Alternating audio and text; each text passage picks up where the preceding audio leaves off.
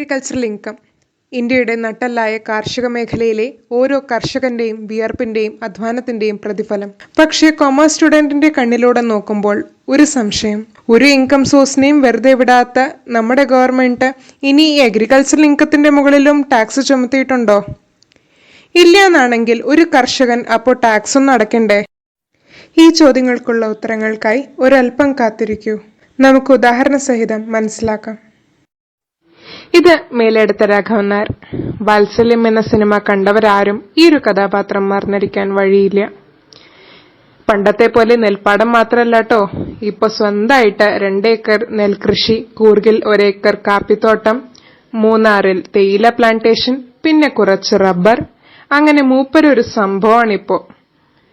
നമുക്ക് രാഘവേട്ടന്റെ വരുമാനം എന്തൊക്കെയാണെന്ന് ഒന്ന് പരിചയപ്പെടാം. ഇത് രാഘവേട്ടന്റെ മാവിൻ തോട്ടം. ഇവിടെ നിന്ന് 50,000 രൂപ വരുമാനമുണ്ട്. പക്ഷേ 3,000 രൂപ വളത്തിനും 1,000 രൂപ കീടനാശിനിക്കുമായി ചെലവാകും. ഇത് കൂർഗിലെ കാപ്പിത്തോട്ടം. ഇവിടെ കാപ്പിക്കുരു ആക്കി മാറ്റുന്ന ചില ബേസിക് ക്യൂറിംഗ് പ്രോസസ് മാത്രമേ ചെയ്യുന്നുള്ളൂ കേട്ടോ.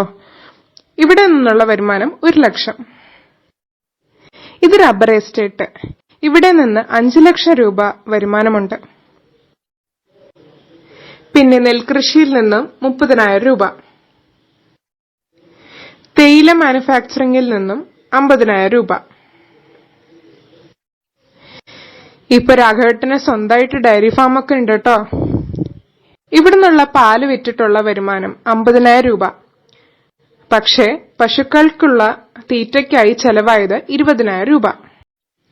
പിന്നെ നമ്മുടെ രാഘവേട്ടന്റെ ചിറ്റൂരിലെ കരിമ്പിൻ തോട്ടത്തിലെ കരിമ്പിൽ നിന്നുണ്ടാക്കിയ പഞ്ചസാര വിറ്റുകിട്ടിയ വകയിൽ 1,50,000 രൂപ.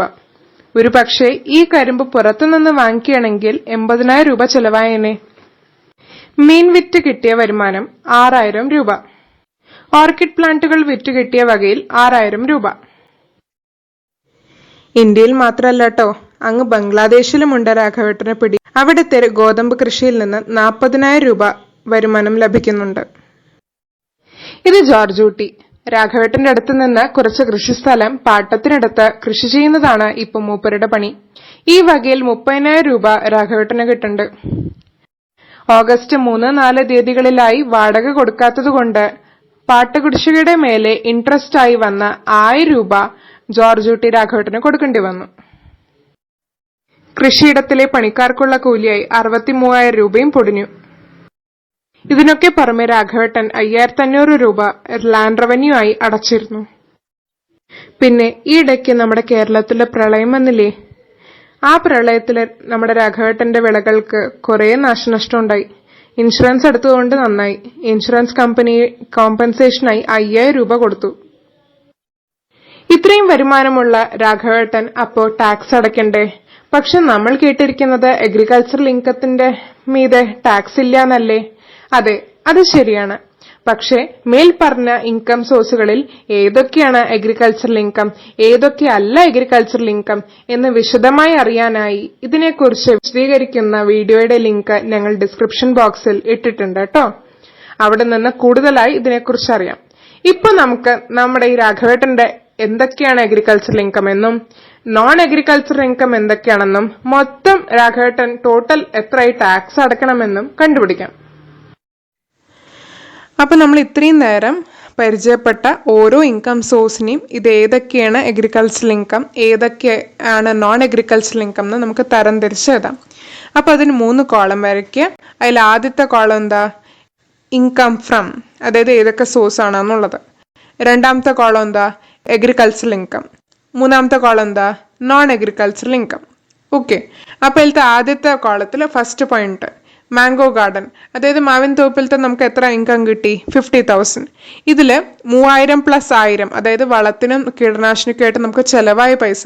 ഓക്കെ, അത് കഴിച്ചിട്ട് ബാക്കി എത്ര? 46,000 രൂപ. അത് എവിടെ നമ്മൾ കാണിക്കണം? അഗ്രികൾച്ചറൽ ഇൻകത്തിന്റെ കോളത്തിൽ കാണിക്കണം. അടുത്തത് മാനുഫാക്ചർ ഓഫ് റബ്ബർ എസ്റ്റേറ്റ് നമുക്ക് എത്ര വരുമാനം കിട്ടി? 5,00,000 രൂപ കിട്ടി. അതിനെ 65:35 എന്നുള്ള റേഷ്യോയിൽ നമ്മൾ ഡിവൈഡ് ചെയ്യണം. അപ്പോൾ 65:35 റേഷ്യോയിൽ ഡിവൈഡ് ചെയ്യുമ്പോൾ 3,25,000, 1,75,000, അങ്ങനെ നമുക്ക് 2 എമൗണ്ട് കിട്ടും. 3,25,000 നമ്മളവിടെ കാണിക്കണം അഗ്രികൾച്ചറൽ ഇൻകത്തിന്റെ കോളത്തിലും, 1,75,000 നോൺ അഗ്രികൾച്ചറൽ ഇൻകത്തിന്റെ കോളത്തിലും കാണിക്കണം. ഓക്കെ, അടുത്തത് manufacture of coffee grown and cured. അതായത് കൂർഗിലെ കാപ്പിത്തോട്ടത്തിൽ നമുക്ക് 1,00,000 വരുമാനം കിട്ടിയില്ലേ, അതിനെ കുറിച്ചാണ് ഇവിടെ പറയണത്.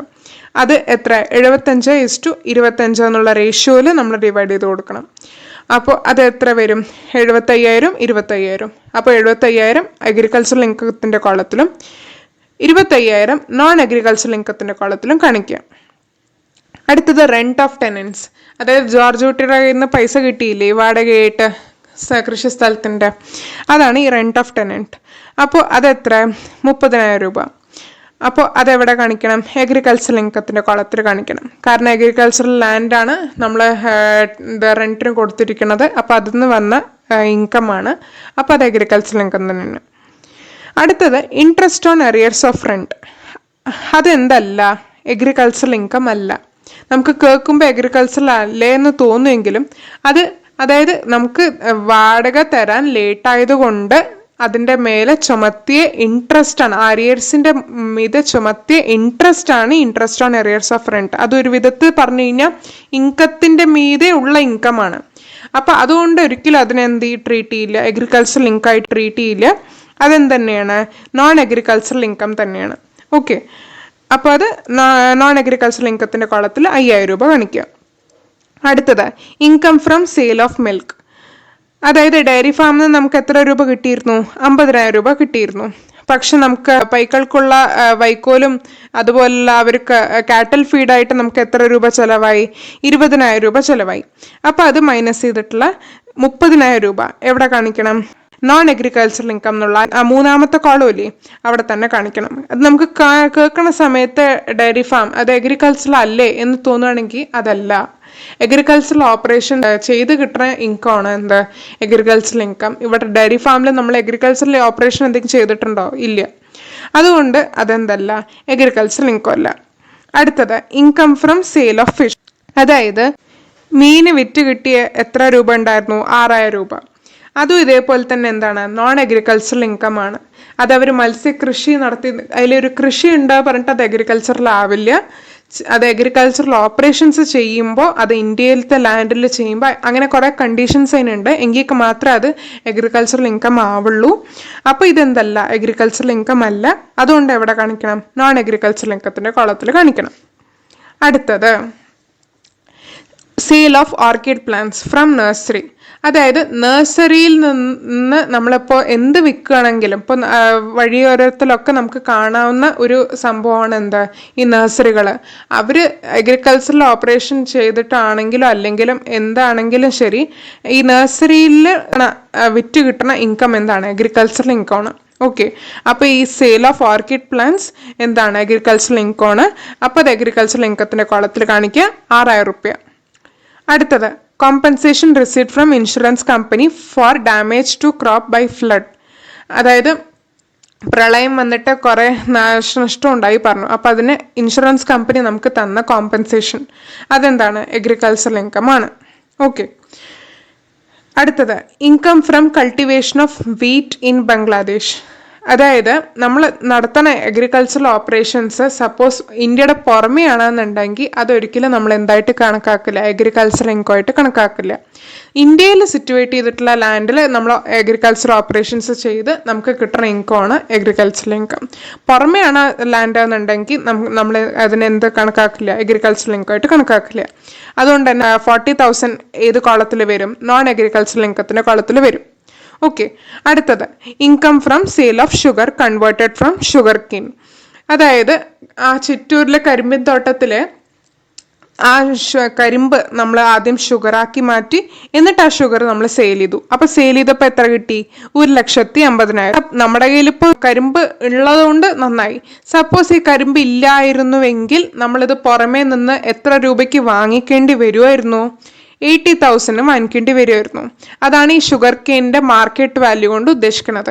ഓക്കെ, അപ്പോൾ ആ ചെലവ് കൂടി നമ്മൾ മൈനസ് ചെയ്ത് കഴിഞ്ഞ് കഴിഞ്ഞാൽ അത് ആക്ച്വലി അവിടെ ചിലവായിട്ടില്ലെങ്കിൽ കൂടി നമ്മളത് മൈനസ് ചെയ്ത് കഴിഞ്ഞ് കഴിഞ്ഞാൽ എത്ര രൂപ കിട്ടും? 70,000 രൂപ കിട്ടും. 1,50,000 മൈനസ് 80,000 ചെയ്യുമ്പോൾ എത്ര രൂപ കിട്ടും? 70,000 രൂപ കിട്ടും. ഓക്കെ. അപ്പോൾ ഈ 70,000 രൂപ ഏത് കോളത്തിൽ കാണിക്കണം? നോൺ അഗ്രികൾച്ചറൽ ഇൻകത്തിന്റെ കോളത്തിൽ കാണിക്കണം. അടുത്തത് മാനുഫാക്ചർ ഓഫ് ടീ, അതായത് തേയില പ്ലാന്റേഷൻ നമുക്ക് എത്ര രൂപ കിട്ടി? 50,000 കിട്ടി. ഓക്കെ.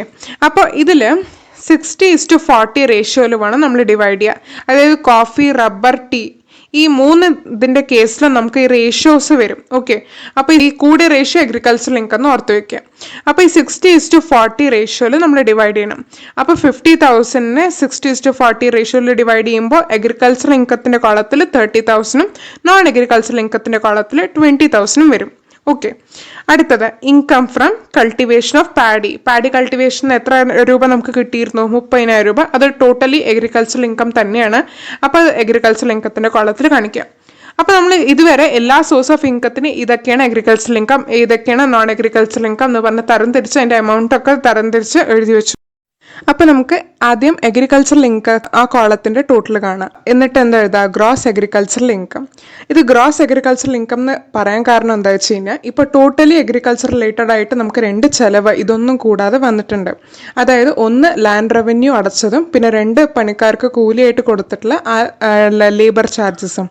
ഈ രണ്ടും നമ്മൾ അത് ഗ്രോസ് അഗ്രികൾച്ചറൽ ഇൻകത്തിൽ നിന്ന് മൈനസ് ചെയ്യുമ്പോഴാണ് നമുക്ക് നെറ്റ് അഗ്രികൾച്ചറൽ ഇൻകം കിട്ടുക. അപ്പോൾ ആദ്യം ഗ്രോസ് അഗ്രികൾച്ചറൽ ഇൻകം എത്ര വന്നു? 5,47,000. ഇതിന്ന് ലാൻഡ് റവന്യൂ പെയ്ഡ് എത്ര? 5,500. അതുപോലെ തന്നെ ലേബർ ചാർജസ് 63,000. ഈ രണ്ട് എമൗണ്ട് മൈനസ് ചെയ്ത് കിട്ടുമ്പോൾ നമുക്ക് എത്ര കിട്ടും? 4,78,500. അതാണ് എന്ത്? Net agricultural. ഇനി അടുത്തതായിട്ട് നമുക്ക് ടാക്സബിൾ ഇൻകം എന്താണെന്നുള്ള കണ്ടുപിടിക്കണം. അതെങ്ങനെ കാണുക? അതായത് നോൺ അഗ്രികൾച്ചറൽ ഇൻകത്തിന്റെ കോളത്തിൽ എഴുതിയിട്ടുള്ള എമൗണ്ട് ഒക്കെ നമ്മൾ ടോട്ടൽ ചെയ്ത് കഴിഞ്ഞാൽ എത്ര വരുന്നുണ്ട്? 3,71,000. സാധാരണ ഈ ടാക്സബിൾ ഇൻകത്തിന്റെ മീതെ തന്നെയാണ് നമ്മൾ ടാക്സ് കാൽക്കുലേറ്റ് ചെയ്യുക. എപ്പോഴും അഗ്രികൾച്ചറൽ ഇൻകം എക്സാം തന്നെ ആവും ചെയ്യും. പക്ഷേ every rule has an exception എന്ന് പറയണ പോലെ ഇതിനൊരു സ്പെഷ്യൽ കേസ് ഉണ്ട് എക്സെപ്ഷനായിട്ട്. അതെന്താണെന്ന് നമുക്ക് നോക്കാം. അത് ഈ കേസിൽ ആപ്ലിക്കബിൾ ആവുന്നുണ്ട്. അഗ്രികൾച്ചറൽ ഇൻകം 5,000-നെക്കാട്ടിലും കൂടിയിട്ടുണ്ടോ? Non agricultural income basic exemption ലിമിറ്റിനെക്കാട്ടിലും കൂടിയിട്ടുണ്ടോ? നിങ്ങളൊരു ഇൻഡിവിജ്വലോ HUFO AOPO BOIയോ അങ്ങനെ ആരെങ്കിലും ആണോ? എങ്കിൽ നിങ്ങളുടെ അഗ്രികൾച്ചറൽ ഇൻകമും ടാക്സ് കാൽക്കുലേഷൻ്റെ പാർട്ടാകും. ഉദാഹരണത്തിന് ഇവിടെ രാഘവേട്ടൻ്റെ അഗ്രികൾച്ചറൽ ഇൻകം എത്ര? 4,78,500.